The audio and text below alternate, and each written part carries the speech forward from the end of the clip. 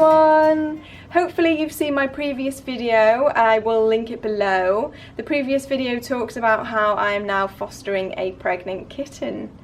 Exciting times. This video is going to be all about the birth. I'm going to talk about the preparations that I took, I'm going to talk about the signs that I was looking for, and also we've got lots of clips of the birth.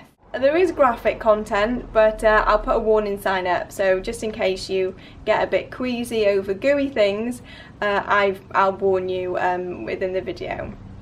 Also, there's one thing I want to communicate to everybody, and that is get your animal neutered, because you may think that there are complications or you may think it's expensive. It's not going to be anywhere near as complicated or as expensive as what I have just had to go through. So, here we go.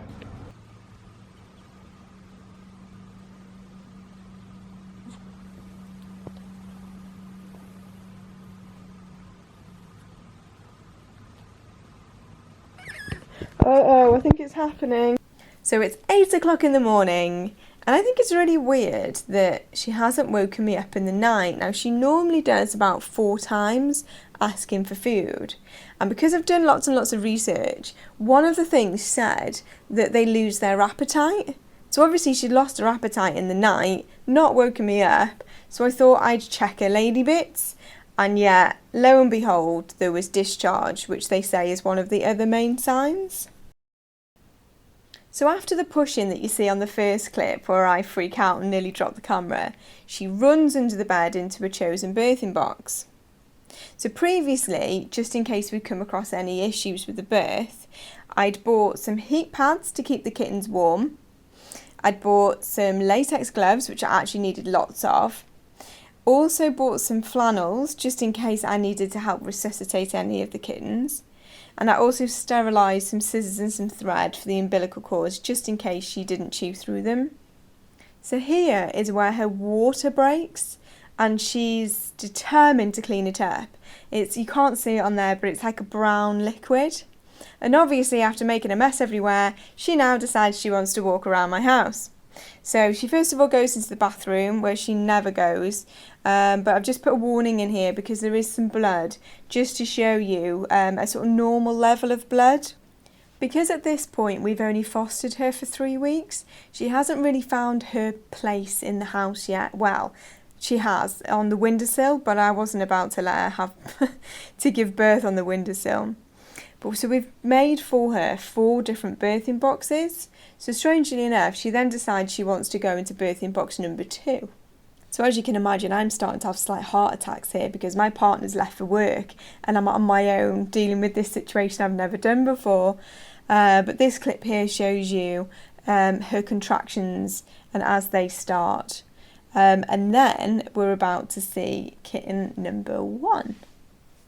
I decided not to film birth number 1 and birth number 2 just in case she needed me. She actually did have complications in the first birth, which I had to help her with. Luckily, I was wearing my latex gloves. They do say to always wear the gloves because if you get it on the kitten, she doesn't recognise the smell, she might not care for that kitten. And here is kitten number 2, which she actually did all on her own. The first kitten is a boy and he looks just like her. The second is a girl and she has brown and black stripes. She does look after them for a while, but as you can see, the contractions start again and she's ready for number 3. So I do have to tell you that I'm trying to fit all of this into 15 minutes. But this actually went on from 8 o'clock in the morning till probably about 4:30 in the afternoon. So it was a good 8.5 hours. So it was a very, very long, very exhausting day for both of us. Here you can see she starts open mouth panting again, and then the contractions start again. There is a warning in here because this is where I will actually show you the birth of the 3rd kitten. Here she goes into her final contraction for this kitten. You can see that it's a lot stronger than any of them that she's had before. So if you are squeamish, I would probably skip forward now to about 7 minutes 5 seconds, because if you've come on just to have a look at cute furry kittens, you're about to see one that's not so cute and furry. So the sack you can see coming out in is basically a sack full of liquid which you or she has to break open so that the baby can actually breathe, and you have to make sure that you get all the liquid away from its mouth really quite quickly, which I had to do a few times because she was labouring a little bit with that. They also give birth to a placenta, so it sort of gives birth to the baby and then it gives birth to the placenta, which she eats. She does give birth to a very, very healthy 4th kitten after this, which is a really, really huge black and white boy.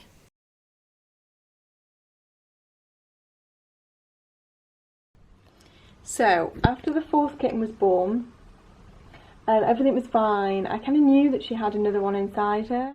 I kept my eyes on her quite a lot. So about 1:30 in the morning, she started pushing again, which I was excited for because I thought we would have another kitten, so we'd have 5. But then she was pushing for just over an hour, and because I've done a lot of research, I realised that actually there's something wrong. So what I did was I'd noticed that there was a big pool of blood that was slowly sort of seeping out. So I was really worried about that, and so I'd rang the vets and I'd had a chat with him, and a little bit of blood is normal as we've seen on the video, but that amount of blood is not normal. So it's about 3 in the morning I rushed her in to the vets, the out of hours service. They basically had put her in for an emergency C-section. The reason why she was pushing so much is because one of the babies had passed away inside her, so she had a stillborn, which was really stressful and really upsetting. I was kind of prepared for it because I'd done lots and lots of research first, but there's nothing really that can prepare you for, 3, 4 in the morning, traumatic experiences. So I left her there overnight, and then the next day the vets rang up and said that they weren't going to release her because she had a really, really high temperature. So later on in the day, they rang up and said that she is still hot, but they will release her because she's better to be at home with me, where I can look after her and look after her kittens, and she'll be more relaxed. And I went and picked her up, brought her home, and she'd lost control of her bowels. So her bumhole, basically, was huge, and the stools were just falling out of her. And as vigilant as I am, I can just turn around for 1 minute and she's done it in the bed, and the kittens have put their hands on it, and then they put their hands on her stomach, which is like her big open wound. So I've been really worried about her. On the last day, we took her in the day after for her appointment, and I talked to the vets, and the vets tried to see if there was nerve damage, basically, which there wasn't. So they said that she will hopefully recover. She then started open mouth breathing. Now she was open mouth breathing before she had the babies, and I didn't realise that was actually that she wasn't very well. I thought it was part of the labour. So then they give her antibiotics to help with that. So we don't know whether or not she got ill before because the baby was decaying inside her, and it's caused an infection, and that's why she's overheating. We're not sure. But today is day 7, and we've had to give it her twice a day, which has been really traumatic in itself. So I had to take her in again because there was at one stage her health rapidly declined, and she was walking backwards. She just was really, really poorly. She's blinking really slowly, and she's just really depressed. So I took her into the vets again to check on her, and it turns out that she's in a lot of pain, because actually they can't give them painkillers because the painkillers will go through, because the lactating mother, it'll go through onto the kittens, and because the kittens haven't developed their kidneys yet, it's actually very risky for them and their lives. So I never realised it would be this difficult, which is why sort of my big thing that I really want to communicate is to neuter your animals. You know, it could be that they might get out and might get lost, or you know, these things happen. She was very poorly treated, and that's why, as a kitten, I'm guessing she's around 10 months old herself, so obviously that's why she's got into more complications. So that's my big thing I want to communicate today, is to neuter your pets, because it's so important. It's the rescue centre that's obviously going to have to foot the bill on this. I'm sure they won't mind me saying, but the vet's bill is over £1,000 for her. So when it comes to having your cat neutered, the cat might feel uncomfortable for a couple of days. It's not going to be anywhere near as expensive as I said in the introduction, because £1,000 is crazy.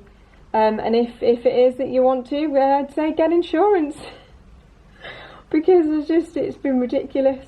So I'm like emotionally drained, I'm tired, and this whole thing has just been a lot harder than I ever thought it was going to be. So but now I get to look after kittens, which is amazing. At the moment their eyes are just opening.